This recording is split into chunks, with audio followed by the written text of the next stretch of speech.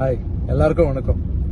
கஷ்டப்படுற விவசாயிகளை தேடி போய் 10 டிராக்டர் கொடுக்குறேன்னு சொல்லியிருந்தோம்ல, இன்னிலேருந்து ஒரு வாரம் பயணம் ஆரம்பிச்சிருக்கோம். நம்மளுக்கு சோறு போடுற விவசாயிகளை கொஞ்சம் சந்தோஷப்படுத்தி பார்ப்போம். எல்லாம் போறோம். என்ன எல்லாம் போறோம்னு சொல்றேன்னு நினைக்கிறீங்களா? எஸ், என் பின்னாடி ஒரு படையே வந்துட்டு இருக்குங்க. 10 லாரி. அந்த லாரிக்குள்ள 10 டிராக்டர். அதுக்கு பின்னாடி பாத்தீங்கன்னா ஷெஃப் வினோத், நாங்க எங்களுக்கு சாப்பாடு செஞ்சு போறதுக்காக.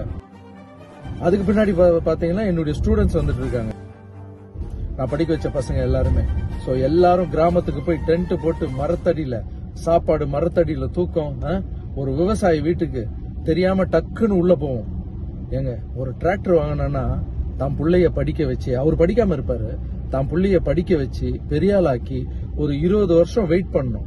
அவரு வேலைக்கு போய் அவர் ஒரு லோன் எடுத்த அப்புறம் தான் டிராக்டர் வரும். எவ்வளவு நாள் ஆகும்? ஒரு 20 வருஷம் வெயிட் பண்ண. ஆனா 20 நிமிஷத்துல ஒரு டிராக்டர் அவங்க வீட்டாண்டு போய் நின்று அவங்க முகத்துல இருக்கிற சந்தோஷம் எப்படி இருக்கும்? அதை பாக்குறதுக்காக தான் போயிட்டு இருக்கோம். ஆனா என்ன பண்ணாலும் உடம்பு முக்கியம் இல்ல, நம்ம நல்லா இருந்தா தானே மத்ததை பார்க்க முடியும். அதால சிவா மாஸ்டரையும் கூட்டிட்டு போறோம். ஜிம் மாஸ்டர் சிவா, ஹாய் சொல்லுங்க. ஹாய் மாற்றம்.